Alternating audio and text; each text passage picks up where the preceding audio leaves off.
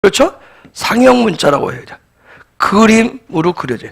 즉 어떻게 말하면 지금은 뭐 여러분이 이거 다 알아서 뭐 굉장히 우리가 수준이 높아서 그렇지만 상형 문자 그림을 통해서 안다라고 하면 어떻게 보면 굉장히 뭐 수준이 그거밖에 안 돼 할런지 모르겠지만 최초에 하나님이 말씀하실 때 주셨을 때는 이것도 굉장히 어려운 부분이었어요. 어쨌든 하나님께서 인간하고 소통하고 싶어서 주신 언어가 히브리어라고 해요.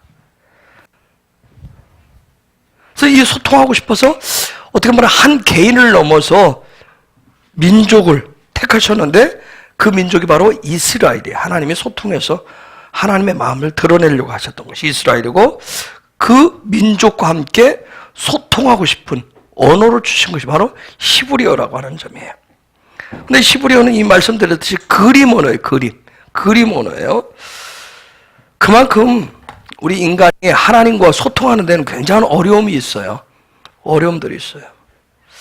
하나님은 우리가 늘 고백하듯이 전능자이시잖아요. 그렇죠? 하나님 지혜자이시잖아요. 그렇기 때문에 그분의 생각, 그분의 뜻을 우리가 다 알 수가 없어요. 그런데 이 그림 언어인 히브리어를 알파벳 중심으로 해서 하나하나 뜯어보면 우리가 그것을 파자한다. 그와 같이 얘기합니다. 파자.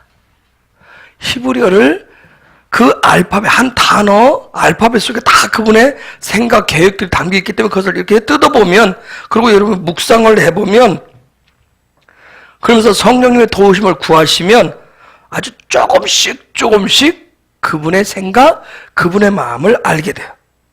그래서 오늘 바울이 로마서 11장 34절, 33절, 34절에서 깊도다 하나님의 지혜와 지식에 부유하며 그분의 판단을 측량할 수 없으며 그분의 길은 알아낼 수 없다. 누가 주님의 마음을 알겠느냐? 누가 그분의 조언자가 되겠느냐? 이와 같이 했어요. 그래서 바울이 에베소 1장 17절에서 19절에서 하나님 나에게 지혜와 계시의 영을 도와서 하나님을 더 알려주세요. 그같이 기도했어요. 고대 하나님 최초로 주신 이 고대 히브리어 그 알파벳 문자는 그분의 사상이고 그분의 문화예요. 어느 나라든지 언어 속에는 그 나라의 문화와 사상이 담겨 있어요. 여러분, 이스라엘 사람들이 이 하나님 주신 이 히브리어 속에 담겨 있는 하나님의 나라의 어떤 가르침, 하나님의 뜻, 계획을 알기 위해서 무려 3,000년을 투자합니다. 하루도 투자한 게 3,000년을 투자했어요. 하물며 우리 짧은 기간에 우리가 단숨에 어떻게 하나님을 알겠어요? 그래서 제가 늘 강조하지만 이스라엘을 무시하지 말라는 거예요. 그들은 세계 어느 민족도 어느 나라도 따라올 수 없는 하나님과 소통할 수 있는 그런 시간. 보니까 하나님과 소통하기 위해서는 어떤 시간들이 필요하더라고요. 우리가 우리끼리도 서로의 마음을 알기 위해서는 뭐 부부가 뭐 결혼해서 뭐 첫날 밤을 치르고 했다고 해서 금방 다 아는 건 아니잖아요. 그렇죠? 살아온 세월만큼 알게 되잖아요. 그렇듯이 하나님과의 어떤 그런 이스라엘 백성이 하나님과 결혼해서 하나님과 살아온 그런 세월만큼 그들은 우리보다 훨씬 하나님의 마음, 뜻, 계획들을 잘 안다는 거예요. 그래서 여러분 유대인들을 만나고 그들과 상대하고 그들이 어떤 기도하면 훨씬 우리보다 이 기도하는 내용들이 별거 아닌 것 같은데 뭔가 친밀해 보여요. 뭔가 하나님과 가까워 보이고 뭔가 하나님의 마음을 잘 아는 것 같은 그런 것을 느낄 수 있어요. 우리가 저번에 예언축복이라고 하는 것도 봤잖아요. 예언축복을 그냥 아무나 하는 건 아니잖아요. 그렇죠? 하나님과 얼마나 친밀함 속에 평상시에 성령을 통해서 어떤 그런 소통의 언어를 가지고 있느냐를 통해서 예언축복을 하잖아요. 그냥 예언축복은 다른 거 아니잖아요. 아버지의 마음을 전달해서 위로하고 격려하는 거잖아요. 그렇기 때문에 그들은 3,000년이라고 하는 그런 시간을 투자를 했었어요. 그렇기 때문에 우리가 할 수 있는 방법은 뭐냐면 성령님의 도우심을 구하시는 거예요. 지혜와 계시의 영으로 기름 부어달라고 기도하면서 우리가 한 걸음씩 좀 나아가 보도록 하십시다. 오늘날 이스라엘이 그들의 국가의 언어로 또 이 히브리어를 또 그들이 시작을 했어요. 1967년인가 8년도에 이 히브리어 언어를 만들어서 그걸 현대 히브리어라고 해요. 그들이 만든 그 히브리어 언어 속에도 그들 나름대로의 그런 문화, 사상을 또 담아놨어요. 하지만 현대 히브리어, 오늘 이스라엘에서 사용하는 그 히브리어 소통의 언어하고 그 현대 히브리어 속에 담겨있는 사상과 문화와 성경 히브리어, 그 성경 히브리어 속에 담겨있는 사상과 문화, 하나님의 나라의 문화와 사상은 약간 동떨어진 그런 부분이 있어요.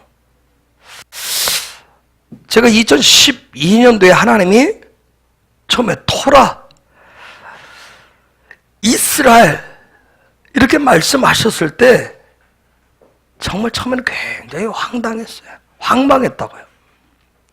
와, 토라는 또 무엇이고 이스라엘, 뭐 내가 뭐 그냥 뭐 뉴스에서 했고 늘 뭐 이스라엘 성지순례 했었던 그런 이스라엘, 아주 32년 전에 배웠었던 토라, 이꼬르, 율법 이런 차원인데 하나님이 그때 2012년도 말씀하실 때는 그런 차원이 아니에요. 토라, 이스라엘이었는데 도대체 이건 또 뭐지? 처음에는 이 가슴 깊이 여기에 담아지지 않았어요. 여러분 이렇게 계시 하나님 말 음성이 들려지면 처음부터 이게 내 여기에 다 담아지는 게 아니에요. 처음에는 굉장히 황당한 얘기가 와요. 황당한 얘기가 내가 도저히 이해할 수 없는 그런 말씀들이 온다고요. 토라, 이스라엘 얘기 말씀하셨을 때는 너무 먼 얘기였었어요. 그리고 또 제가 다시금 그 토라를, 그 토라 알기 위해서는 히브리어를 공부해야 되는데 히브리어를 또 공부한다는 게, 저는 언어의 기름 부으심을 받지 못했기 때문에 굉장히 언어에 대해서는 상처가 많은 사람이에요. 그래서 이 히브리어 알파벳 가지고 제가 1년을 넘게 씨름을 했어요. 제가 전에 말씀드렸듯이 머리에 안수도 하고 머리가 나쁜 거 하나님 앞에 회개도 하면서 제 머리 쥐어박기도 하고 이 22개 이 알파벳을 제 머릿속에 집어넣는데 너무 어렵더라고요. 물론 뭐 22개 뭐 그거 알레, 베트, 김메 외우는 그게 어려운 게 아니라 하나하나 속에 담겨있는 그런 영적인 의미, 이것을 파악하고 제 것으로 만드는데 굉장히 힘이 들었어요. 물론 포기하고 싶을 때 굉장히 많았죠. 덮을 때도 많았어요. 그런 과정을 통해서 지금은 재밌어요. 이제는 보면 이런 내용이 있구나 하는 것은 이제는 조금 재미가 있어요. 어쨌든 이 히브리어는 신적인 언어이기 때문에 거기에 하나님의 마음이 담겨있기 때문에 이 히브리어 알파벳 하나하나에는 그분의 하나님의 신성, 하나님의 성품, 하나님의 속성, 이게 다 담겨있어요. 그래서 여러분이 함께 이런 시간을 통해서 이제 히브리어를 배우면서 히브리어 그 알파벳, 여러분 이제 하나하나 영적인 의미들을 배워가면서 그것이 내 성품을 변화시키는, 나로 하여금 하나님의 성품을 닮아가게 하는 그런 하나님의 의도적인 사인이라고 하는 거. 아마 이런 기회를 주신 것도, 함께하는 것도 여러분, 저와 여러분을 하나님의 성품으로 바꿔가시기 위한 하나님의 사인이라고 봐요. 여러분 이것에 대해서 동의하지 않으면, 믿지 않으면 히브리어 알파벳을 배울 수가 없어요. 자, 이미 히브리어는 여러분 기본적인 상식을 알고 있듯이 히브리어는 오른쪽에서 왼쪽으로 써나가잖아요. 즉 동쪽에서 서쪽으로, 성쪽으로 시작을 하는 거예요. 영적인 의미가 있어요. 동쪽을 케뎀이라고 하는 그러한 히브리어를 쓰는데 에덴의 동쪽에서, 그래서 복음은 서진을 했다고 그와 같이 해요. 서진을 해서 서쪽으로 해서 다시 제자리에 찾아가는. 히브리어는 동쪽에서 서쪽으로 써가게 돼 있어요. 그리고 여러분이 알다시피 22개로 구성되어 있어요. 물론 신과 신 똑같은데 신과 신을 통해서 약간 뭐 23개 아니냐 그렇게 하지만 원래 22개로 돼 있어요. 그리고 히브리어는 대문자, 소문자로 나누지 않아요. 그냥 똑같이 써요. 그리고 히브리어는 전체적으로 보면 이렇게 사각형 모양으로 되어 있어요. 그리고 각 알파벳은 각자의 고유한 뜻을 가지고 있어요. 또한 이 히브리 알파벳은 각자 고유한 숫자를 가지고 있어요. 숫자를, 수치. 근데 그 수치는 에너지를, 영적인 에너지를 얘기해요.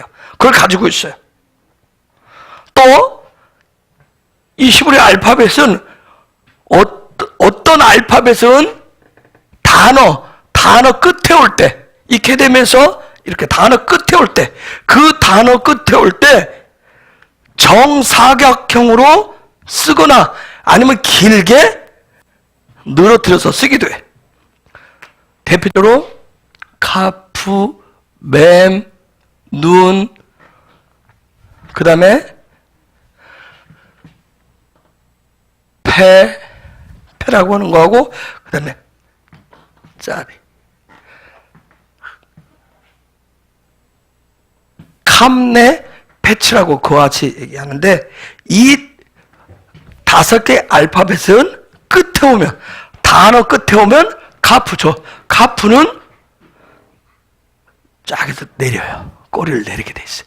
그 다음에 이 맴은 단어 끝에 오면 정사각형으로 딱 돼요. 단어 끝에 오면. 그 다음에 눈은 단어 끝에 오면 길게 내려요.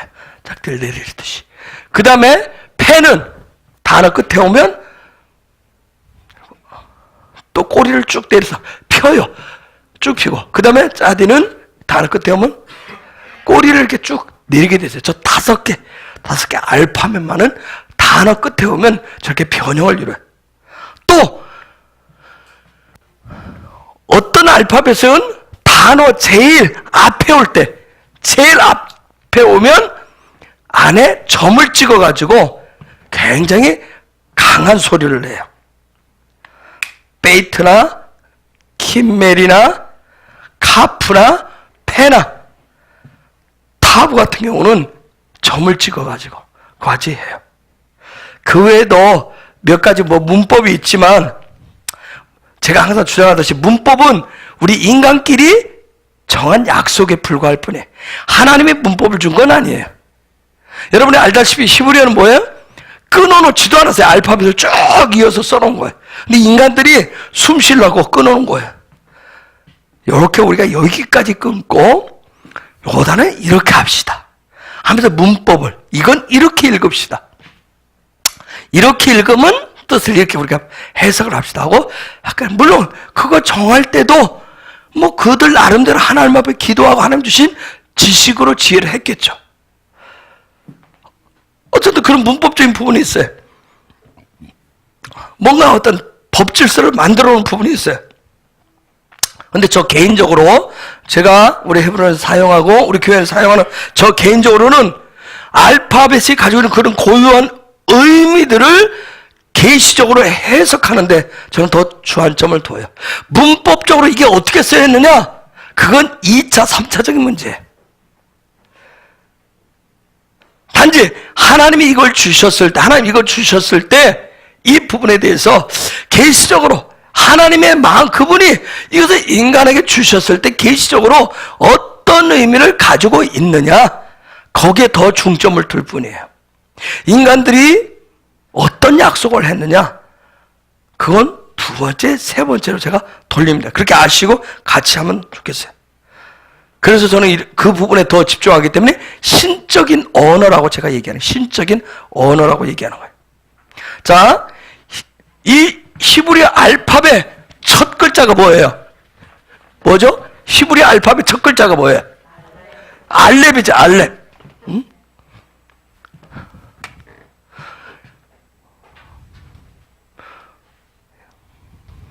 이건 저 정자로 쓰는 거고 저는 제가 제 편에서 이렇게 써요. 우스갯소리로 제가 이렇게 썼더니 제 친구 목사님 히브리어 교수하시는 분이 저한테 막 뭐라고 하더라고요. 이렇게 정자로 안 쓴다고. 이렇게 썼다고, 이건 틀린 자래요. 틀린 자고, 이렇게 써야 된다는 거예요. 이렇게 쓰면 은혜가 안 된대요. 그래서 그래서 그건 당신이 하는 방법이고 나는 나하고 하나님하고 소통하면 되지. 막 쓰는데 꼭 이렇게 정자로 이렇게 써야 되냐고? 네, 그랬어요. 자, 하여튼 흘림 글자를 굉장히 좋아해요. 한자도 그래서 약체로 쓰는 걸 굉장히 좋아합니다. 그래서 때로는 제가 써놓고도 제가 이게 무슨 글자이지? 모를 때도 있어요. 자, 알레프. 알파벳을 읽으면 알레프로 요같이 읽는데 알레프로 시작하는 것은 이건 다른 거 아니에요. 왜 히브리어 알파벳을 처음으로 알레프로 했느냐? 이건 바로 하나님 주신 건 다른 거. 의도가 뭐냐면 하나님을 알아라. 하나님을 알라고 해서 알레프가 처음으로 등장하는 거예요. 이 알레프라고 하는 이것은 그냥 실제적 형상은 황소란 뜻이에요. 여러분이 뭐 파워, 힘 다 해죠. 그런데 또 하나 영적인 의미는 배움이라는 뜻이에요. 배운다는 뜻이에요. 이 알레프는 결론적으로 얘기하면 여러분이 수없이 들어오는 거예요. 엘로힘이라고 하는데 엘로힘, 하나님을 의미해요. 알레프는 엘로힘, 하나님을 의미해요. 그래서 여러분이 이제 히브리어 딱 나오면 알렙이 딱 쓰였으면 뭘로 보면 돼요? 하나님, 엘로힘의 하나님으로 보시면 돼요.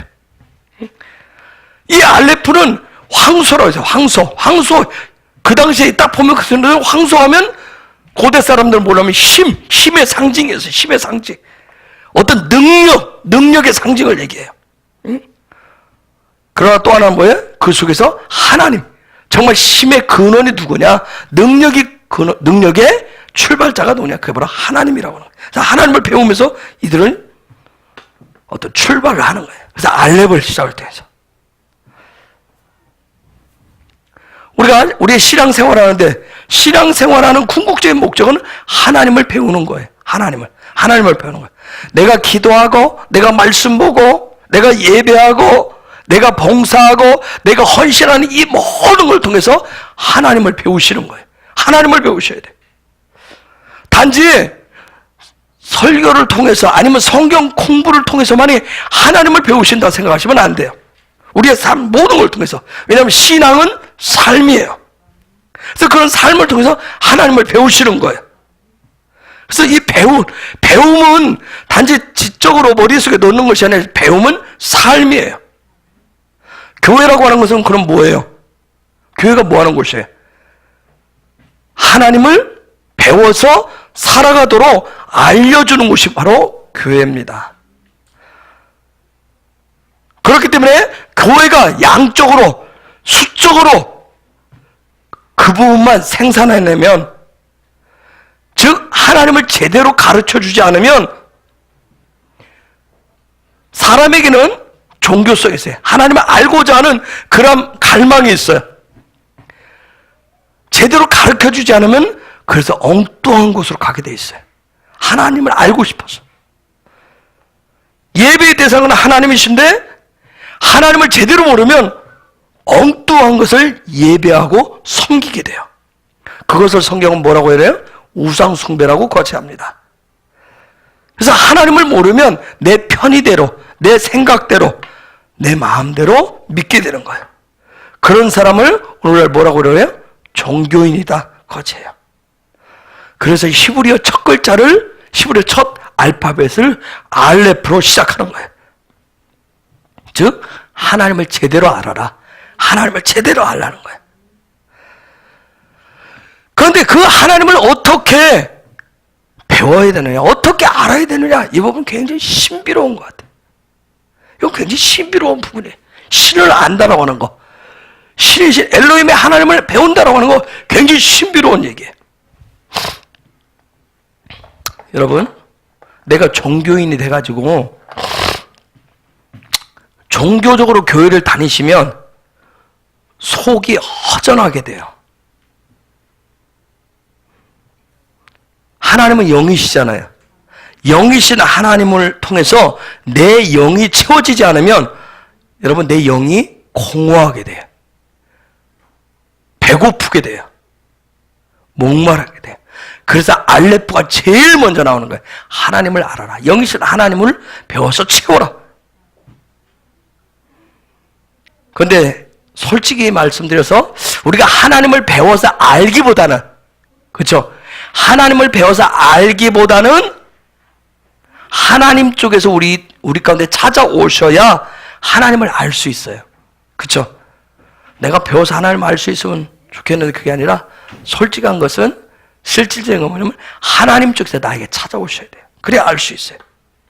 우리가 배운다라고 하는 것은 갈망이에요.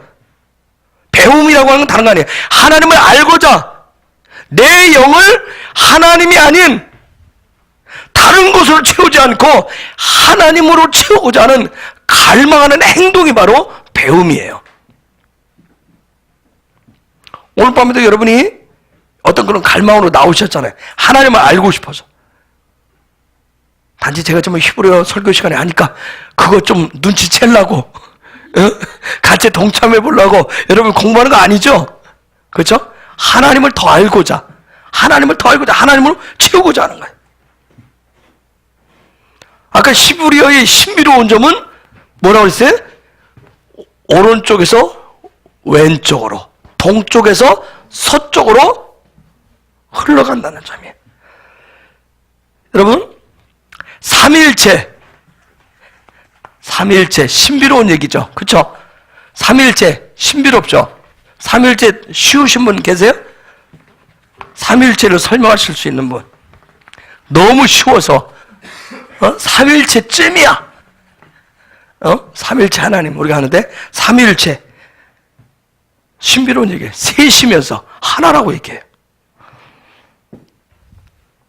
셋이면서 하나래요. 여러분 이거 어떻게 이해하고 어떻게 설명할 수 있어요?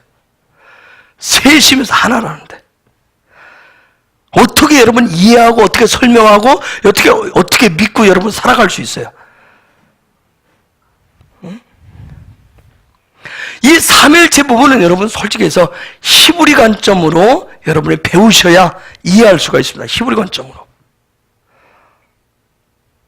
그런데 히브리 관점으로는 내가 하나님을 찾아가는 것이 아니라 하나님 쪽에서 나를 찾아오는 거예요. 오시는 거예요. 여러분이 이제 이 히브리어는 다른 건 히브리 관점, 하나님의 관점을 배우는 거기 때문에 이런 관점을 통해서 내 쪽이 아니라 나는 배우고자 하는 그분으로 채우고자 하는 그런 갈망으로 내가 나왔지만 하나님 쪽에서 찾아오시는 그런 은혜가 있기를 바랍니다. 그래서 하나님 쪽에서 나에게 찾아오는데 어떤 하나님? 엘로힘의 하나님이 나에게 찾아오시는 거예요. 자,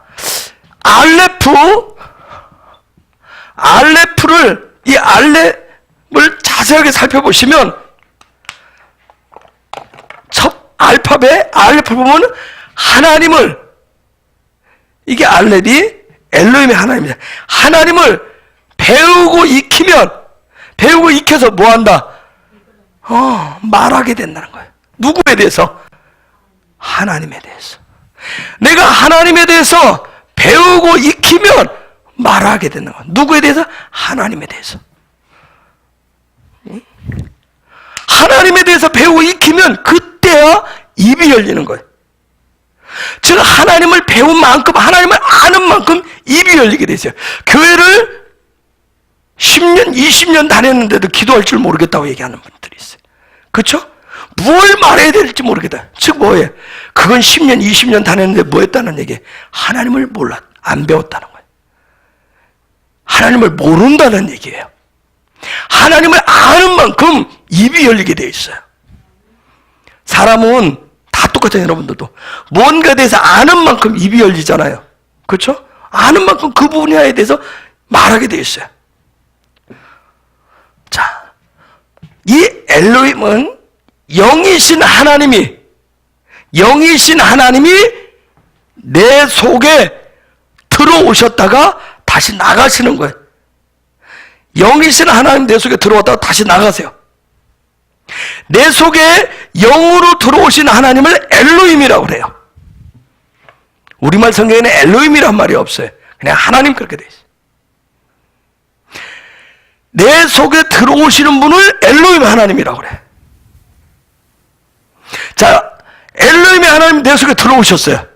내 속에 들어오셔서 내 안에 머무르시면서 나와 소통하시고 내 안에 머물러 계신 분을 루하흐라고 얘기해요. 루아흐라고 얘기해요. 즉 내가 숨을 들이마시고 내품듯이, 내가 숨을 들이마시고 내품듯이, 내가 숨을 들이마실 때는 누가 들어오시고? 엘로힘의 하나님이 들어오시고, 내 안에 내가 숨을 들어마시면 이 숨이, 들이마신 숨 가운데서 뭐가 남아요? 뭐가 남아요? 내가 공기를 들어마시면 이 안에 뭐가 남아요? 산소는 남고 이 산소는 나가게 돼 있어요. 그렇듯이 내가 엘로힘의 하나님을 들이마시면, 엘로힘의 하나님 내 안에 들어오시면 여기에 숨을 들어마셔서 산소가 남은 것처럼 내 안에 머무르시는 분이 누구라? 루아흐의 하나님이에요. 그리고 자, 내 안에 머무셨던 하나님이 마치 숨을 들이마셨다가 다시 내 품으로 나가듯이 내 안에 머물러 계신 루아흐가 머물렀다가 내 삶을 통해서 나타나는 걸, 그것을 예호바, 야훼 하나님이라고 얘기해요.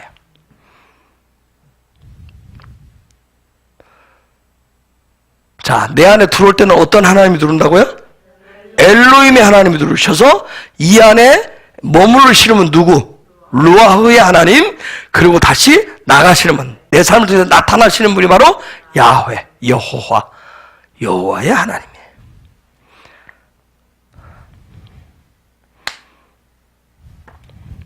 그렇기 때문에 내 입이 열린다. 내 삶이 실제가 되는 것은 영이신 하나님, 엘로힘의 하나님이 내 안에 찾아오셔야 되고요. 그 하나님을 배우고 익히는 것을 통해서, 입을 통해서 그분이 나가시는 거예요.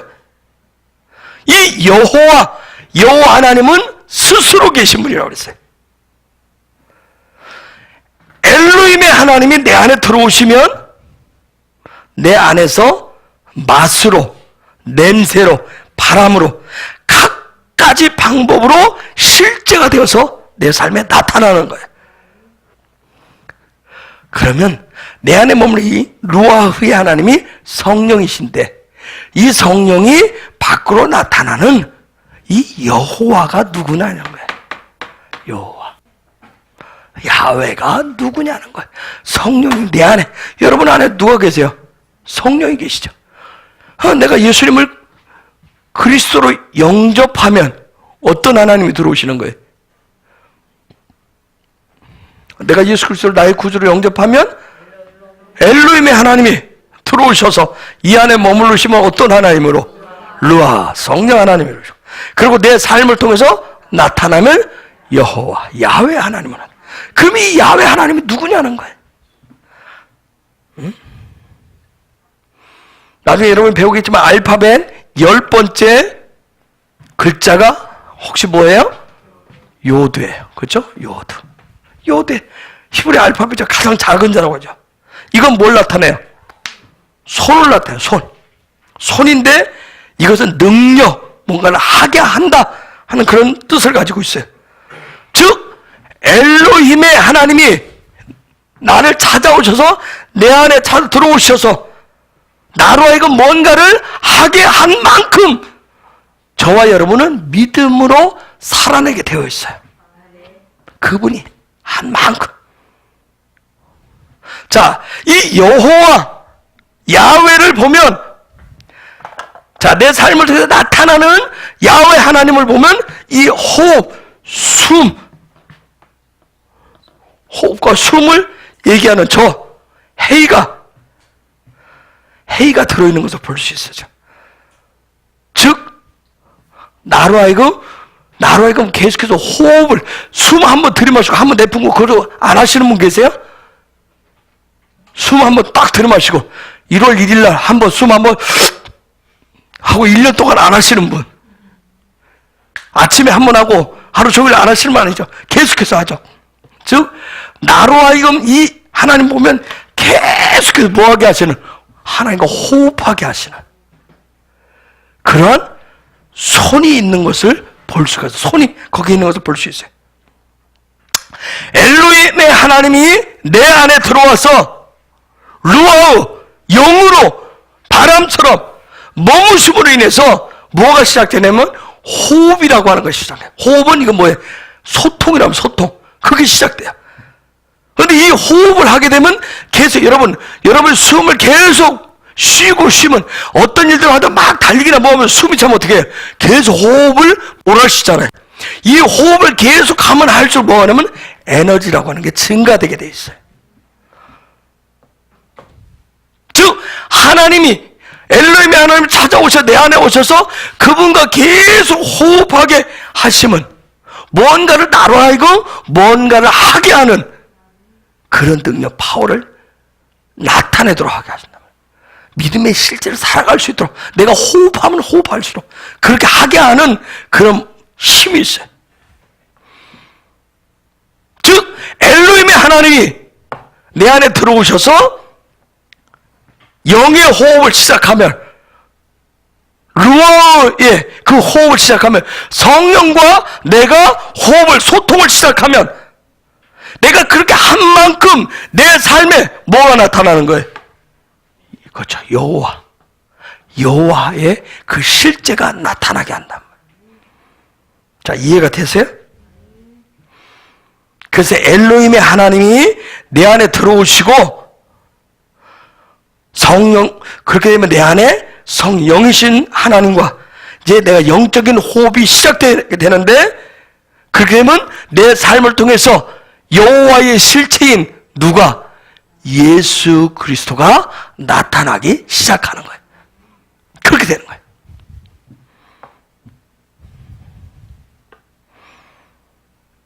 그래서 예수 그리스도는 성경에 보면 영은 안 보이잖아요. 그렇죠? 영은 안 보이는데 그 안 보이는 하나님을 볼 수 있도록 보이는 존재로, 그래서 그분이 이 여호와로 보이는 실체로 오셨던 거예요. 왜? 우리에게 그걸 나타내 보여줘야 되니까. 그래서 저와 여러분이 내가 성령과 성령 하나님과 함께 그 엘로힘의 하나님, 루아의 하나님, 그분과 얼마나 호흡을 했느냐, 들이마시고 했느냐를 통해서 내 삶을 통해서 여호와가 나타나야 돼. 예수 그리스도가 실제로 나타나게 되어 있어요. 그래서 엘로힘, 루아우, 여호와는 삼위일체 하나님인 거예요. 자, 이제 삼위일체가 좀 이해가 되셨나요? 좀 이해가 되셨어요? 삼위일체. 그래서 이런 삼위일체 하나님의 사역을 구체적으로 보여주는 게 바로 성경이에요. 여러분,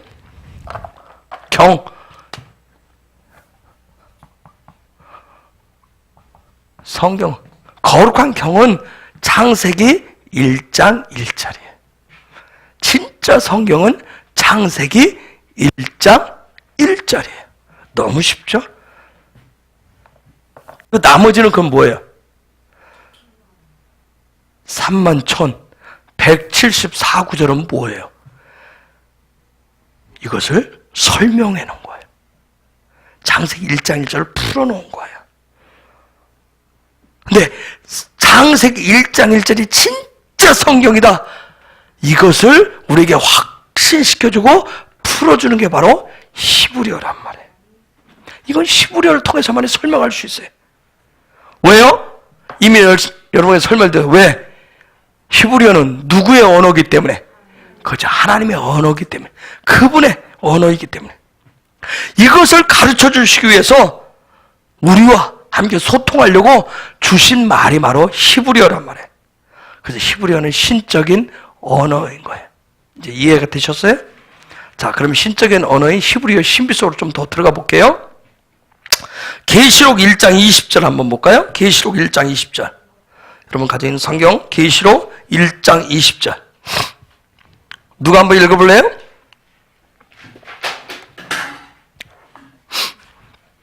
계시록 1장 20절.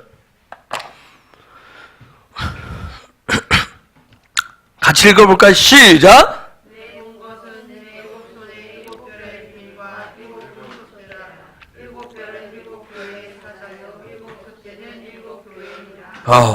자, 네가 본 것은 내 오른손의 7별의 비밀, 7별의 비밀과 7 금초대라.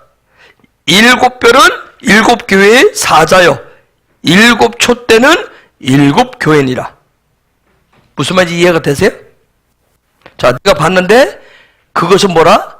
내 오른손에 들리는 7 별의 비밀, 그리고 7 금초대다. 그런데 7 별은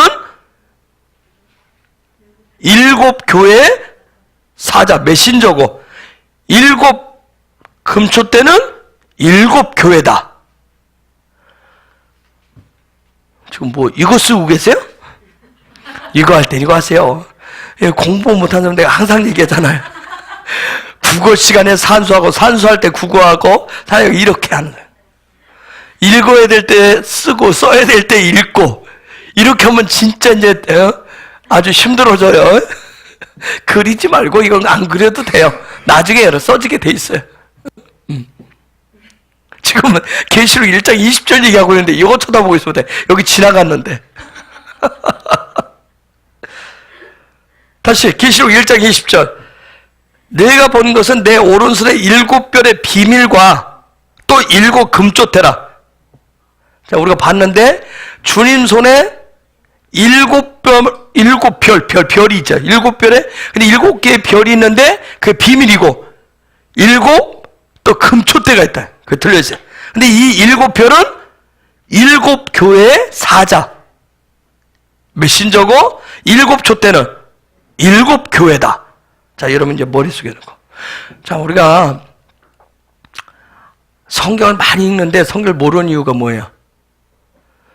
그 구절 읽고도 금방 그게 무슨 소리인지 모르기 때문에 모르는 거예요.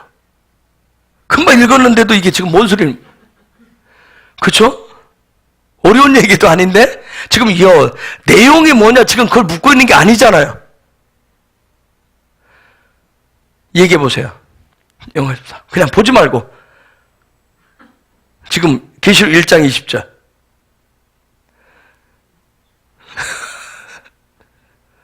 열심히 쓴 장집사님.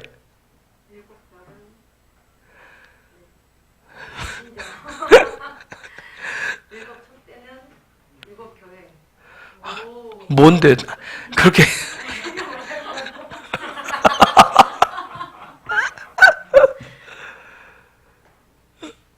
1장 20절 정용 집사 얘기해봐요.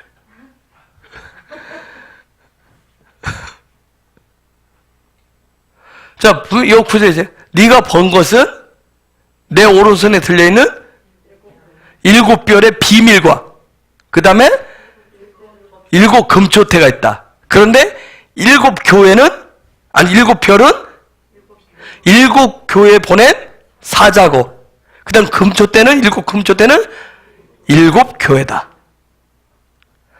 이거 얘기했어요. 7 별, 7 촛대, 아주 신비로운 얘기가 나오고 있어요. 이건 다 뭐냐면 7. 이것은 7에 대한 얘기예요. 7. 7에 대한 지금 얘기를 하네요. 7의 신비, 7. 7은 하나님의 숫자죠. 그렇죠? 여러분 7이 하나님의 숫자이기 때문에 신비로운 거예요.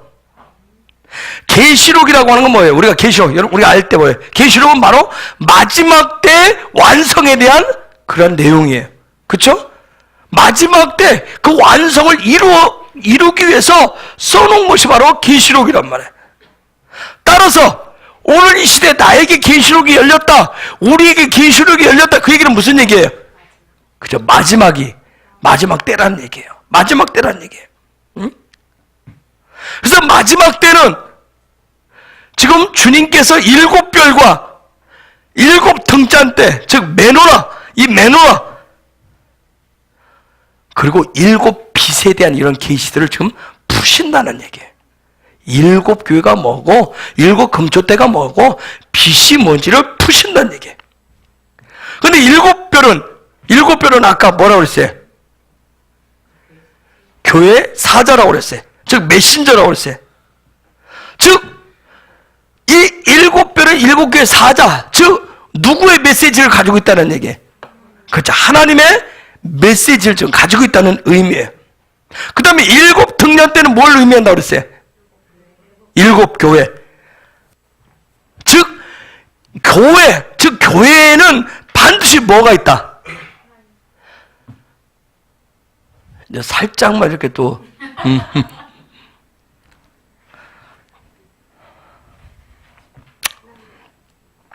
7별은 뭐고? 7교회 보낸 메신저 사자고, 7등잔대는 7촛대는 7교회를 의미하고, 그렇다면 7교회는 반드시 뭘 가지고 있다? 메신저를 가지고 있다. 무슨 메신저? 하나님이 보내신 마지막 때 교회는 하나님이 보내신 메시지를 가지고 있다는 거예요. 7명의 메신저가 아니라 7교회가 아니라 자꾸 7. 우리는 자꾸 거기에 그저 우리 교회가 7개의 교회에 꽃을 들어갈까 말까 그런 거 말고, 히브리어 알파벳은 숫자값을 가지고 있다. 숫자값 가지고 있다고 그랬어요. 여러분 숫자는 아주 정확하잖아요. 그렇죠? 숫자는 정확해요. 즉 무슨 얘기예요? 하나님이 보내신 메시지는 뭐하다? 정확하다는 얘기예요. 그래서 성경에 나오는 숫자들은 굉장히 중요해요. 12지파 하면 지파가 12개 그걸 얘기하는 게 아니란 말이에요. 자꾸 우리는 또 하면 자꾸 여기에 꽂혀요. 거기에 제자하면 몇 명으로? 12명 이해 넘으면 큰일 나. 그렇죠? 그런 의미가 아니란 말이에요. 오병이어는 떡 5개 하고 물고기 2마리 그거 있어야 된다고 얘기하는. 이런 모든 거에는 다 더 깊은 뜻이 있다면 뜻. 응? 그것을 우리가 뭐라고 하냐면, 그것을 우리가 지난주 토라 때 들었어요. 그걸 4번째 단계인 소드라고 한다 했어요. 비밀이라고. 영의 비밀이라고 하는. 그럼 다 그것을 우리가 찾아, 하나님이 우리에게 정말 숨겨놓은 그 영의 보화가 있단 말이에요. 따라서 계시록에서 지금 얘기하는 이 7, 7이라고 하는 것은 마지막 때 하나님께서 교회를 향해서 특별하게 주시는 메시지가 있다는 얘기예요. 응? 그래서 마지막 때 교회라고 한다면, 우리가 마지막 때 살아가는 교회라고 한다면, 마지막 때 교회는 반드시 뭘 가지고 있어야 된다? 그렇죠. 하나님의 메시지. 7에 대한 그 메시지를 가지고 계셔야 돼. 그럼 교회, 여러분 한 분 한 분은 교회 아니에요? 맞아요. 그럼 여러분 한 분 한 분이 7에 대한 마지막 때 메시지를 가지고 계셔야 돼. 그럼 그 7의 메시지, 그 7의 신비가 뭐냐는 거예요.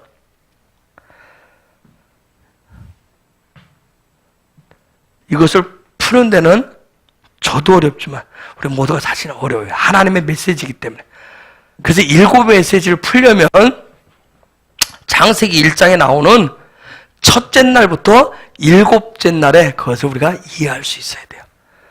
가장 중요한 것은 이 마지막 때 7교회를 향한 그 메시지는 바로 첫째 날부터 7째 날, 7일째까지의 그 여정을 얘기하는 게 바로 그 메시지예요. 저와 여러분에게 창세기 1장 1절에 그 성경의 신비가 사실은 벗겨져야 됩니다. 좀 여러분이 이거 공부하면서 좀 벗겨질 수 있었으면 좋겠어요. 창세기 1장 1절을 설명해 놓은 게 바로 창세기 1장과 2장이에요. 그리고 이것을 좀 더 보편적으로 더 풀어놓은 것이 나머지 성경이에요.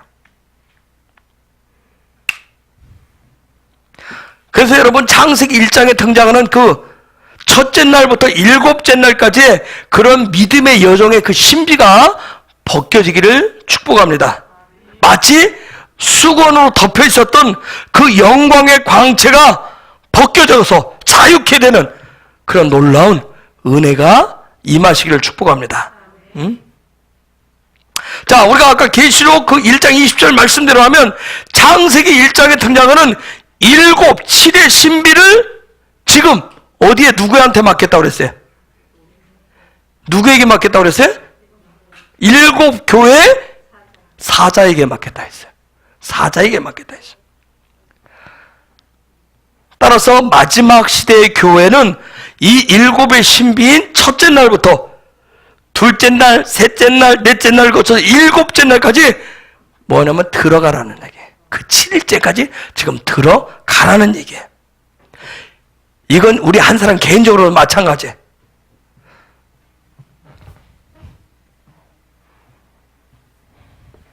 그러면 창세기 1장에서 시작하는 이 첫째 날이라고 하는 것은 거듭남을 얘기해요.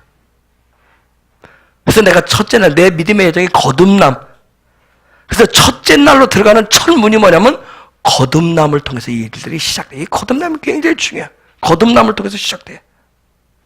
그럼 7일째, 7째 날은 뭐예요? 무엇으로? 안식. 하나님의 참된 안식을 맞아.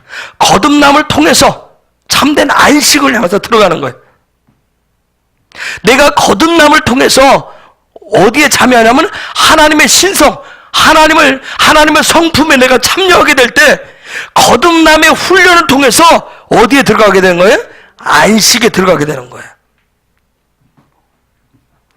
그래서 거듭남을 통해서 안식으로 향해서 거듭남을 통해서 안식으로 가는 그 여정은 그것을 그런 믿음의 여정을 훈련의 여정이라고 그 같이 해요. 그래서 믿음의 여정은 훈련을 통해서 간단 말이에요. 그런데 이 훈련의 과정은 훈련 참 어려워요. 그렇죠? 훈련 힘들어요. 이것을 다른 말로 흑암 속에서 빛으로 들어가는 과정이다. 그와 같이 얘기를 해요. 이것이 바로 계시록 1장 20절에 보니까 어디에게 주신 메시지예요? 교회에 주신 메시지란 말이에요. 그런데 이것이 교회에 뭐가 있어요? 뭐가 있다고 했어요? 아까 계시록 1장 29절에는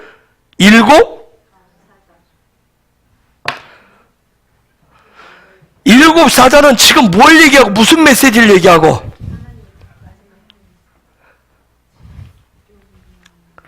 아까 그 7일의 삶을 그 믿음의 여정을 얘기하고 그 메시지를 지금 들고 왔단 말이야. 마지막 시대 교회는 거듭나서 흑암 속에서 빛으로 들어가는 그것을 계속 알려주는 그걸 메시지를 가지고 왔고, 그런데 7 교회는 뭐가 있고 7 금초대 빛이 있다. 그래서 받을 수 있는 그 메시지를 받을 수 있는 그 준비된 모습이 있다. 이것이 바로 계시록에서 얘기하는 7의 신비예요. 하지만 우리가 내가 믿는다 하면서 이 훈련의 과정을 거부하시면 여러분 이걸 계시록에서 7 재앙이라고 얘기해요. 훈련받는 것을, 믿음의 여정을 가는데 이것을, 이 메시지, 하나님이 주신 메시지를 받는 것을 거부하는 것을 7 재앙이다. 그와 같이. 이 거부한다는 얘기는 뭐냐면 우리가 어떤 거부한다라고 하는 것은 내가 가진 거 말고, 그렇죠? 내가 가진 걸 내려놓고 새로운 것을 받아들인다고 그래요. 그런데 우리가 신앙생활하면서 내가 가지고 있는 관점이 있어요. 내가 살아온 스타일이 있어요. 내가 가지고 있는 그 관점, 스타일을 가지고 이러한 단계를 첫째 날부터 시작을 해서 7일째 날까지 가는데 이러한 단계를 계속 거쳐서 거듭나는 훈련을 내가 거부해버리면 그때 나에게 찾아오는 게 뭐냐면 7재앙이란 말이에요. 즉 무슨 재앙, 다른 말로 하면 전쟁이 나에게 시작돼. 전쟁이 오게 돼 있어요. 사실 전쟁이라고 하는 것은 예수님께서 주님이 일으키는 것 같지만 나 스스로 내가 일으키는 거란 말이에요. 전쟁은 내 삶의 자리에서 일어나는 것은. 그래서 계시록에 보면 7인, 7나팔, 7대접, 이 모든 것은 주님께서 일으키는 것이 아니라 내가 내 스스로 일으키는 거예요. 즉 그 마지막 때 교회에 주신 7 사자를 통해서 주신 그 메시지를 내가 거부함으로 인해서 나는 마지막 때 살고 있지만 그냥 나는 내 방식으로 살아갈 거야. 이 내 방식으로 살면 반드시 전쟁이 일어나게 돼 있어. 그래서 내가 매일 뭘 먹어요? 내가 매일 살면서 내 방식으로 살면 내가 빵을 먹는데 빵을 내 햄이라고 그와 같이 하는데 이 빵이란 말이 놀라운 것은 또 다른 말, 빵이라고 하지만 또 다른 말은 전쟁이란 말이에요. 우리는 매일 전쟁이에요. 뭐 하기 위해서? 빵 먹기 위해서. 먹고 살기 위해서 매일 전쟁이에요. 매일 전쟁한단 말이에요. 매일 나는 믿음의 길을 살아가는데 하나님의 방법을 따라간다고 하는데 늘 내가 먹고 사는 문제로 내가 늘 전쟁을 하는 사람이 있어요. 왜? 내 방식으로 하니까. 성경에 있는 대로 하면 내 코에서 맨날 땀이 날 정도로 아주 힘겹게 삶을 살아가요. 그래서 나를 지키기 위해서 남을 정지하죠. 나를 방어하기 위해서 누군가를 공격해요. 판단을 해요. 그런데 그걸 통해서 얻는 게 뭐예요? 빵을 얻은 것 같은데 뭘 얻었어요? 전쟁을 얻은 거예요. 전쟁. 늘 전쟁.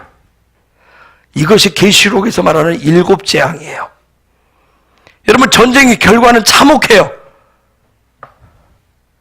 이것이 전쟁이 계속되면 더하고 참혹하면 더하고 막 결과는 뭐예요?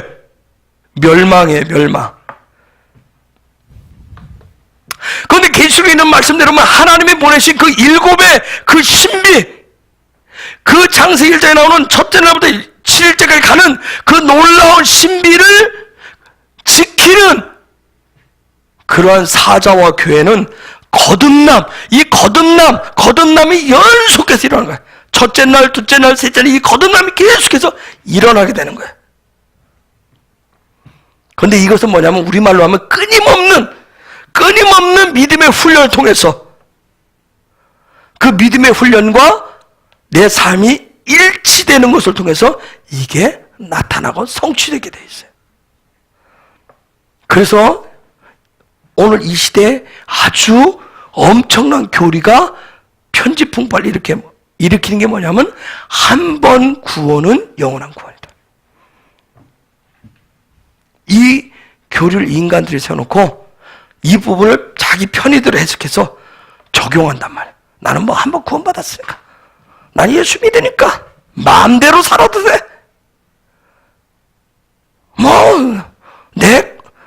내가 내 꼴리는 대로 살면 되지 뭐. 난 구원받았으니까. 하나님은 사랑이시니까 절대 멸망시키자. 이렇게 내 편의대로 적용하면 결국은 멸망이에요. 야고보서에서 강조하듯이 믿음과 행위는 어떻게 돼요? 일치. 행위라고 하는 것은, 행위는 거듭남의 반복을 위한 그런 훈련이에요. 훈련. 성령님은 내 믿음과 내 행위가 일치될 때 나를 변화시키더라는 거예요. 그래서 내가 매일 내 믿음과 행위가 일치되면 나를 매일 변화시켜주세요. 여러분, 나는 매일매일 순간마다 나는 성령 안에서 살아가고 있습니다. 그 얘기는 무슨 얘기예요, 그러면? 나는 매일매일 성령 안에서 살아가고 있어요. 그 얘기는 무슨 말이에요? 나는 매일매일 내 믿음과 내 삶이 일치하는 훈련을 하고 있어요 하는 그 고백이란 말이에요. 오늘 또 성령 안에서 사신 여러분을 축복합니다. 내 믿음과 내 행위가 일치하려고 오늘 또 훈련하신 여러분을 축복하는, 훈련은 얼마나 힘들어요. 그 힘든 일을 하셨으니까 축복하는 거예요. 응? 다른 말로 하는 이 말은 무슨 말이에요? 내가 예수 안에서 살고 있어요, 난 날마다 죽어요 하는 그런 말과 똑같은 거야. 이런 놀라운 메시지와 빛이 누구에게 주어졌다? 계시록 1장 20절에 누구에게 주어졌다? 교회에 주어진 거예요. 그래서 교회는 반드시 인간이 구원되는 길을 제시해 줘야 되는 거예요. 그걸 가르쳐 줘야 돼요. 길이라고 하는 것은 중단되지 않고 끊기지 않고 뭐예요? 계속 이어지는 거예요. 계속 가는 거예요. 그걸 길이라고 얘기해요. 그것을 신학에서는 구원의 서정이라고 얘기합니다. 개인에게 적용하면 성화의 과정이라고 얘기해. 그래서 한 번 구원은 영원한 구원이야 하면서 내가 성화되어 가는 거, 구원의 완성을 향해서 가는 것을 거부한다라고 하는 것은 어떻게 보면 가장 어리석은 사람의 모습이란 말이에요. 그걸 성경에서는 불신이고 불순종이라고 얘기해요. 결국은 뭐다? 망함이란 말이에요. 망하는 거예요. 여러분, 그래서 성경에서 말하는 구원의 길이라고 하는 것은 이 7의 진리의 여정을 가는 거예요. 즉 7개의 그 빛을 찾아가는 여정이란 말이에요. 이것을 토라의 여정이다, 그와 같이 얘기합니다. 그래서 7을 완전수라고 하는 거예요. 그래서 7을 완전수라고 얘기해요. 그래서 이것을 보려면 알파벳을 여러분이 보셔야 됩니다. 그래서 알파벳을 공부하는 것이 히브리어를 공부하는 것이고, 신적인 어떤 그런 언어, 그 속에 담겨있는 하나님의 계시를 공부하는 거예요. 그래서 이 히브리어 알파벳을 여러분 공부하시면 하나님의 관점, 거듭남의 여정, 하나님이 시키는 믿음의 훈련 프로그램을 여러분이 엿보실 수 있어요. 그러면서 그 토라가 완성되어진 그 사인, 징조들 여러분이 알 수가 있습니다. 징조를 오트라고 그와 같이 해요. 오트라고 그와 같이 하는데, 이건 뭐냐면 이 알렙은 히브리어 첫 글자 알파벳이고 타브는 마지막이에요. 징조란 말이, 기적이란 말이, 이적이란 말이. 알파벳 첫 글자에서 마지막 글자까지 가는 것을 징조다, 기적이다, 이적이다, 그와 같이 얘기해. 그래서 주님은 이것을 뭐라고 그랬어요? 나는 주님이 뭐라고 했어요? 주님이 뭐라고 그랬어요? 한 3번만 물으면 그때는 자신이 없어지죠. 본인들이 알고서라도 왜 물어보면 자꾸 소리가 적어지. 주님이 뭐라고 그랬어요? 곽 집사님. 갑자기 왜 방언으로 들리지? 주님이 뭐라고 그랬어요? 왜 이제는 왜 입이 아니 주님이 뭐라고 그랬어? 왜 자꾸 나한테 묻지? 힘들고 어렵게. 주님이 뭐라고 그랬어요?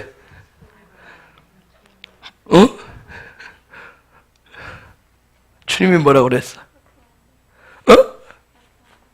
아빠와 엄마라고 그랬어?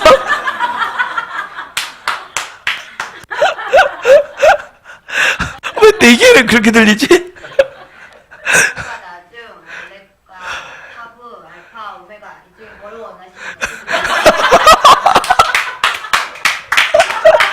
종합을 원해. 종합을 원해. 주님이 알파 오메가, 나는 알렉과 다부다. 즉 나는 뭐다? 정말 마지막이다. 즉 나는 뭐다? 너희가 그토록 좋아하는 뭐다? 기적이다.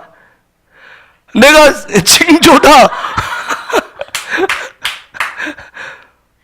금방 얘기했잖아요. 알렉과 이게 기적과 이적이라고 그랬잖아.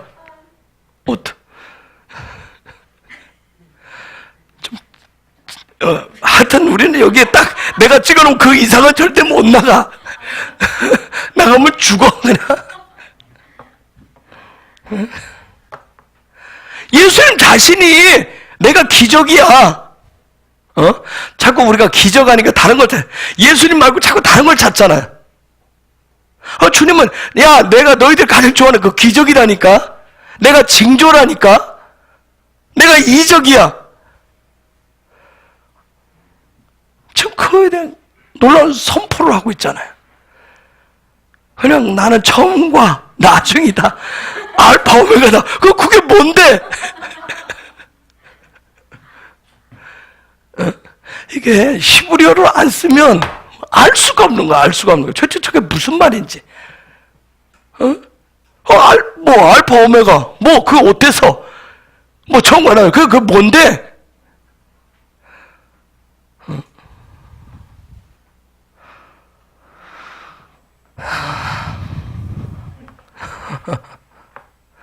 여러분, 계속 히브리어를 공부하면 이렇게 진짜 그 본의를 깨닫기 때문에 그게 바로 토라란 말이에요.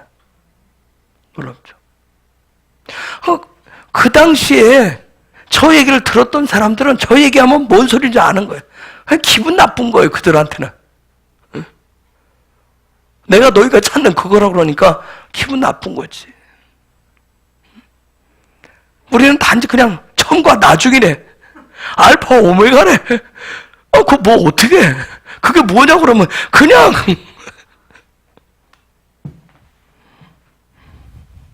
여러분, 알파벳 하나하나는 다 예수님에 대한 이야기예요. 따라서 주님, 나는 주님을 알기를 원해. 내가 배워서 알기를 원해요. 내가 주님을 닮기를 원해요. 내가 주님의 성품으로 변화되기 원합니다. 나는 오직 하나님의 방식을 가지고 그 하나님의 성품으로 나는 훈련을 받겠습니다 할 때는, 그때서야 여러분의 관점이 히브리 관점으로 바뀌면서 토라의 계시들이 풀어주면서 그게 이 사인으로 나타나는 거예요. 알렙부터 시작해서 타브까지 가면서. 그럼 이런 히브리 관점하고 정반대되는 게 뭐예요? 헬라 관점, 바로의 관점, 애굽의 관점이에요. 6의 관점들이에요.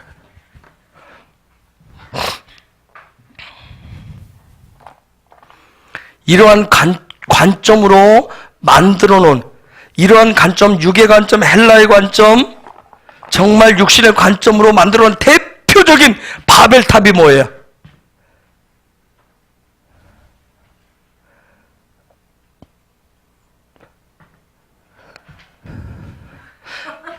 창세기 11장에 있는 바벨탑이나 전부 성경 중간에 나타나 있는 바알이나 바벨론 제국이나 오늘 이 시대 그 바벨탑은 지금도 놀라운 기름 부으심을 우리에게 쭉쭉 부어주고 있는데, 그 기름 부으심, 오늘 이 시대에 가장 여러분이 예수 믿으면서 가장 원하고 원하는 바벨탑이 뭐예요? 예?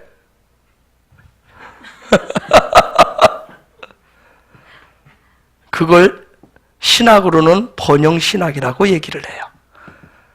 신앙으로 얘기하면 기복신앙이라고 얘기를 해요.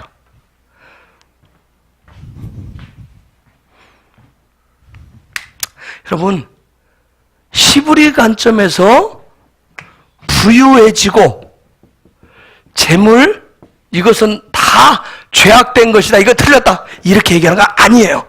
히브리 관점에서는 하나님이 부유한 거, 재물, 그건 죄악시하는 게 아니에요. 히브리 관점에서 놀라운 거예요. 그런데 그 히브리 관점이 아니라 무조건 예수 믿으면 복 받아, 예수 믿으면 잘 돼, 그래서 그냥 구해 하는 것이 번영신학이에요. 그런 신앙을 기복신앙이라고 얘기해요. 여러분이 히브리어를 이제 들어가면, 히브리어를 배우게 되시면 땅에서 말하는, 인간들이 말하는 그런 축복이 아니라 하나님이 하늘에서 말씀하는 축복이 무엇인지를 여러분이 아시게 됩니다. 그래서 그 복이란 말, 우리가 굉장히 좋아하는 이 복, 응?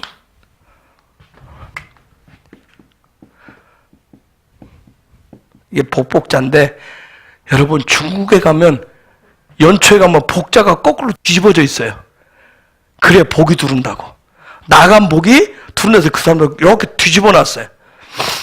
이 복자를 굉장히 좋아한대. 자, 히브리어로 복을 바라크라고 얘기를 해. 복을 바라크라고 얘기해.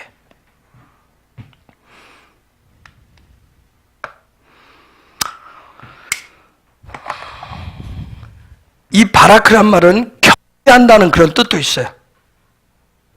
즉, 그러면 진정한 복은 뭘까요? 진정한 복은, 성경에 말하는 진정한 복은 뭐예요? 자, 다시 할게요. 바라크는 복이란 그런 말인데, 이것은 경배한다는 뜻이 있어요. 그럼 진정한 복은 뭐 하는 거예요? 경배하는 거예요. 이제 무엇을 경배하고 누구를 경배하느냐는 거예요. 그럼 물어볼게요. 아직 설명 안 하고 물어볼게요. 누구를 경배하는 거예요? 하나님을. 또요? 틀렸다는 게 아니에요. 진정한 복은 누구를 경배하는 걸까? 예? 엘로헤. 그죠? 야훼가 누구라 그랬어요? 내 삶을 통해서 나타나는 그분을 경배해요. 그분을, 예수 그리스도를 경배하는 거예요. 근데 그분은 어떤 분이냐면, 이게 바르크에서 바르가 아들이란 말이에요. 아들이신 예수 그리스도를 경배하는 거예요. 그러한 삶을 얘기해요. 이건 삶이에요. 삶. 즉, 복이라고 하는 진짜 복은 뭐예요? 아들이신 예수 그리스도를 경배하는 삶을 복이라고 얘기하는 거예요, 성경에서. 그런데 내가 믿음의 여정 가운데서 훈련을 통해서 내가 예수님을 닮아고 경배하는 것은 생각하지도 않고, 그냥 예수님, 하나님의 힘을 빌어가지고 내가 가지고 있는 현실의 문제를 해결하려고 한다면, 여러분, 솔직히 말씀드리면 아무 일도 일어나지 않아요. 여러분, 하나님을 달래기 위해서 소 한 마리 바치고, 정성이 부족한 것 같아, 2마리 바치고, 그럼 막 하나님 막 감동 먹어가지고, 하나님 움직이십니까? 그래요? 하나님 뭔가 막 그걸 통해서 하나님 감동해요? 아니에요.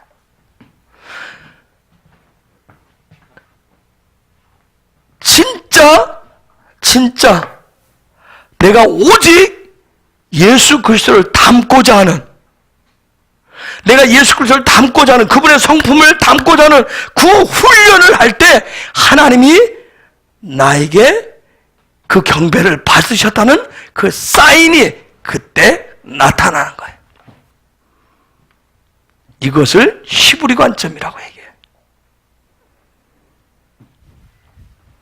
이러한 관점이 없이는 여러분, 하늘에 대해서 아무것도 여러분 배울 수가 없어요. 그런데 그래서 히브리 관점으로 들어가면, 히브리적인 것은, 히브리 관점으로 들어가면 영적인 것은 다 실제가 되어서 나타난다고 가르치는 게 바로 히브리 관점이에요. 헬라 관점은 하늘과 땅을 나누어요. 영과 육을 나눠요. 대부분 뭐라고 얘기해? 영적인 거. 영적인 거 굉장히 멀다고 얘기해요. 그렇죠? 영적인 거. 이게 헬라 관점에서 얘기해. 근데 히브리 관점은 뭐냐면 영적인 것이 다 하늘의 것이 뭐예요?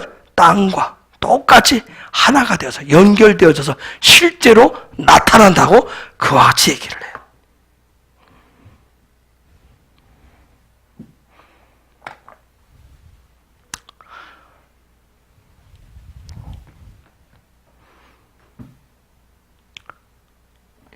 하늘의 것을 땅으로 내 삶을 실제로 연결시키고 나타나도록 하는 이러한 훈련을 내가 믿음의 훈련을 하겠습니다 할 때 그때부터 여러분이 히브리어가 드디어 여러분에게 뚜껑이 열리기 시작해요.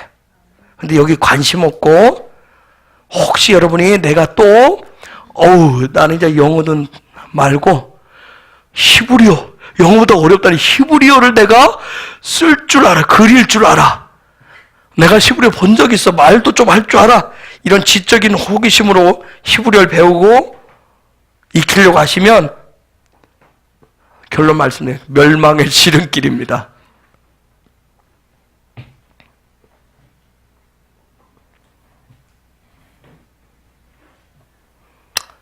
여러분이 히브리어 알파벳을 공부하시면서 이 훈련을 하시면 정확하게 여기서부터 시작해서 여기까지 가면 뭐가 돼요? 뭐가 나타나요? 기적이. 사인들이 나타나요. 그래서 이스라엘 사람들은 우리는 안 하지만 그 토라 포션이 있다. 매일매일 나눠진 부분이 있어요. 그래서 실제 토라 포션마다 사인이 나타나게 돼 있어요. 하나님의 말씀이 실제가 돼서 나타나게 돼 있어요. 우리가 언제쯤 토라 포션을 실제 가르치고 적용해야 될지 그것도 또 기다려야 되겠죠.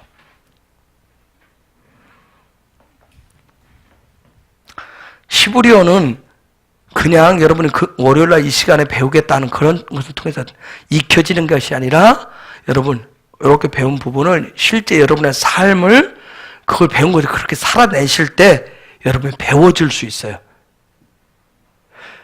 성서력으로 6,000년 하나님의 그 히브리어 그들의 삶 하나님의 백성의 삶을 여러분이 배우실 수 있어요.